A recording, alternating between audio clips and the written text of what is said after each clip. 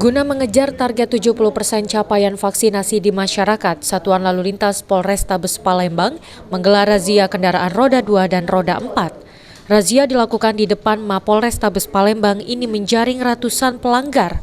Ada yang unik dalam razia kali ini, para pelanggar yang menyalahi aturan seperti tidak menggunakan helm, surat kendaraan, dan knalpot racing masih bisa ditoleransi oleh petugas dengan catatan pengendara tersebut harus memilih mau diberi tindakan tilang atau divaksin.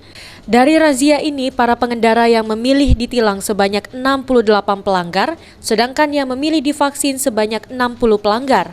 Kegiatan ini dilakukan untuk terus memberikan vaksinasi kepada masyarakat untuk mengejar target herd immunity, yang dimana sekarang Kota Palembang sudah 63%, kini harus 70% masyarakat sudah divaksin.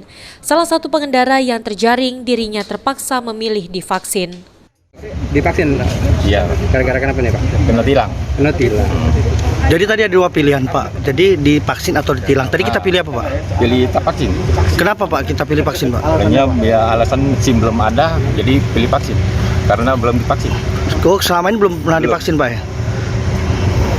Jadi gimana Pak tadi setelah disuntik Pak?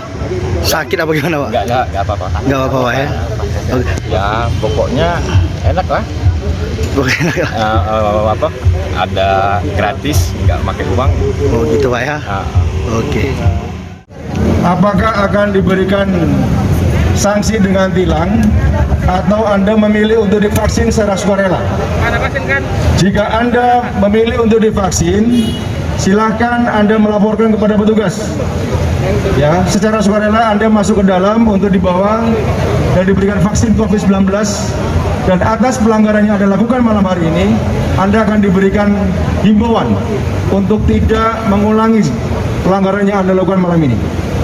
Harapannya ke depan kita lebih sehat, ya, kita tercapai herd immunity atau kekebalan komunal di Kota Palembang, dan Anda juga harus ke depan lebih tertib berlalu lintas. Hingga saat ini pihak kepolisian sudah menyuntikkan vaksinasi sebanyak 38.000 lebih dan akan terus dilakukan dalam kondisi apapun. Irawan